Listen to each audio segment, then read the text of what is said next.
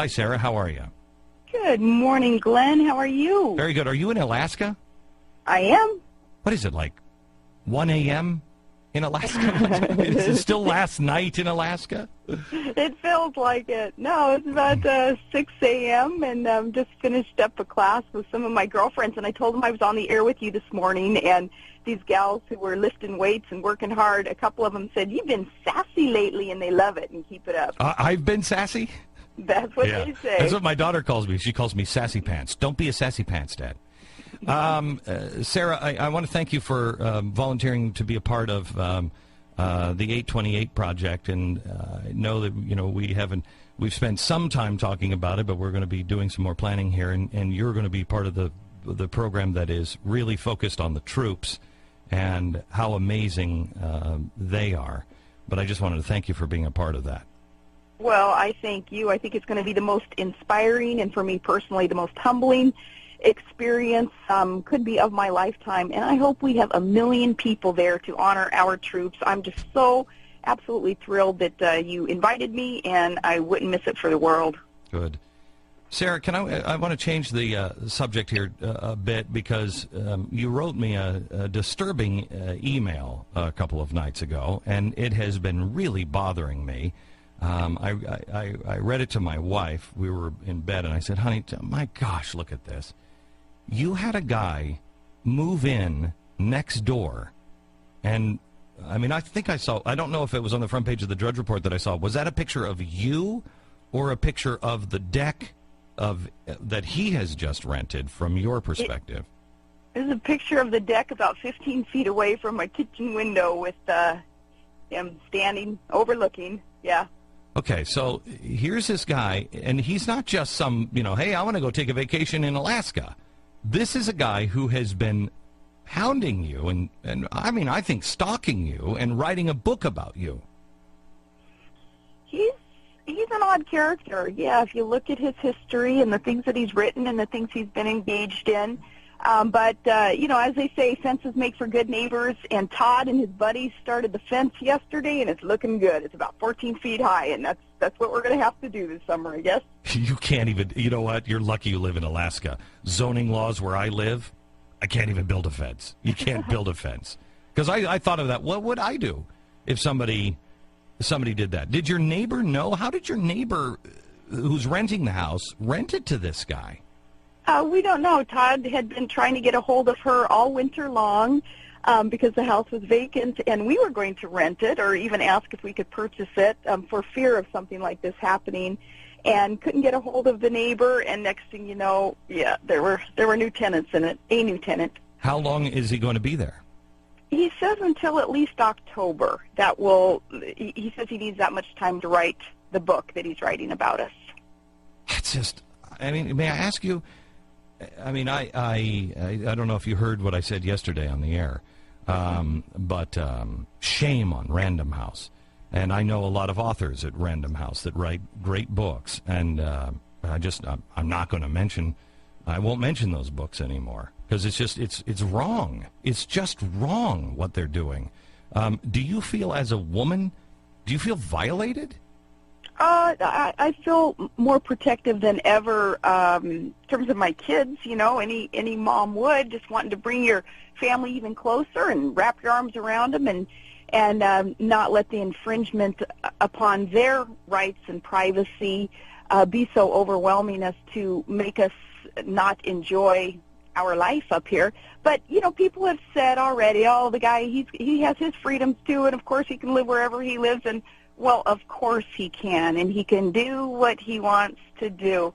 However, I think any mom in my position, if they put themselves in my shoes, they would feel the same way, and that is, of course, do your thing, but keep your distance, and you better leave my kids alone.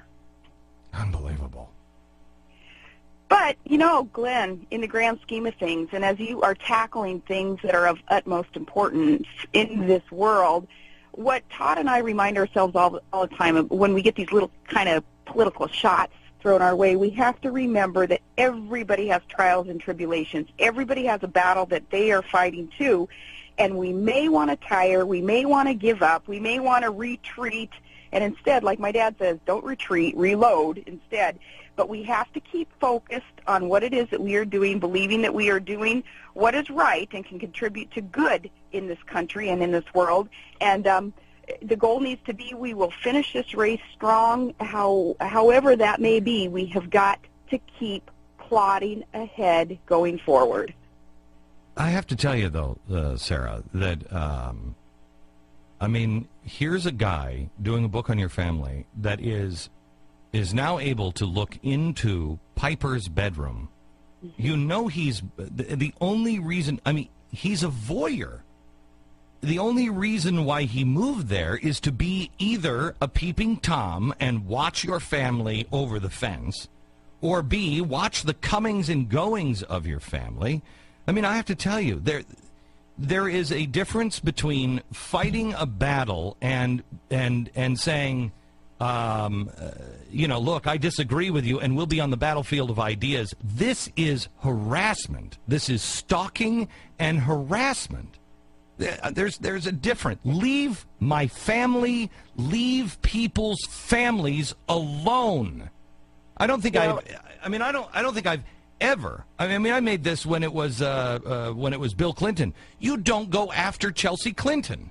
You don't talk about the Bush kids. Now, the minute they get into politics, that's a different story. You leave the families alone. We've never done anything but protect the families and question why the White House would bring their children into political debate. Leave the families alone. Right, right. Yeah, a very classless thing that Random House is doing. And if I find out that Random House is the one actually renting this place for their author to be able to sit here over our shoulder for the next 5 or 6 months, that will be pretty disturbing too. But a classless thing that they're doing, because let me tell you something practical that happens in Alaska. We don't have air conditioning. None of our houses have never had air conditioning. And so you leave your windows open all summer long. It's the only way to keep cool under the midnight sun, because the sun essentially doesn't set for many of the days in the summer. Leaving the windows wide open, well, now things like that's got to change, because the guy is sitting right there. We're not going to let him overhear our children's conversations or anything else. So practically speaking, yeah, a real pain in the butt and a real inconvenient and disturbing thing. But and another thing to make you spend money. How much is the fence costing you? I know. I think we're going to have to barter that with some of the guys. We'll take them moose hunting or something. Todd will take them on snow machine tours to. I got to tell you, I mean this sincerely. I don't wish anybody harm, and that's just not the way you solve things. But I have to tell you, I think, the president is saying we should give medals to the soldiers that show restraint and not shoot people. Let me tell you something. I think Todd deserves that first medal on why he doesn't go over there and punch that guy in the face. I mean, that is not the way to handle things, but as a man, and you are screwing with my wife and my children, it would take everything in me not to do that. Well, amen. Yeah, I mean, Todd, he's got to bite his tongue and he's got to be restrained, because that's. You tell Todd to keep his hands in his pockets, man. Because the fist of fury. That's what he wants. He so wants a reaction like that from Todd, so he can jot it down, or he could call the cops and jot that down as a chapter in his book. So, no, it's.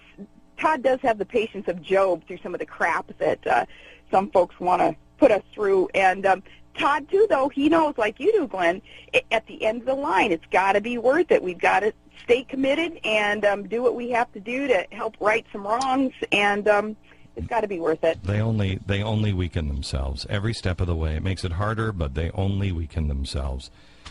Sarah, thank you so much, and we'll talk to you again soon, and stay safe. Hey, thanks. And Glenn, I wrote you that email knowing that you've been through all this before too. You knew exactly what I was talking about and how we were feeling. So thanks for letting me bend your ear. Oh yeah, no, not a problem. God bless you. We'll keep you in our prayers. Right on. Thanks you, a lot. Sir. You bet. Bye-bye. Sarah Palin, she's going to be again at 8:28. In the first 15 minutes, she'll be joined on stage with all the other people, and she will be talking about some of the great heroes of military that your children should see. 8:28, make your plans to attend now.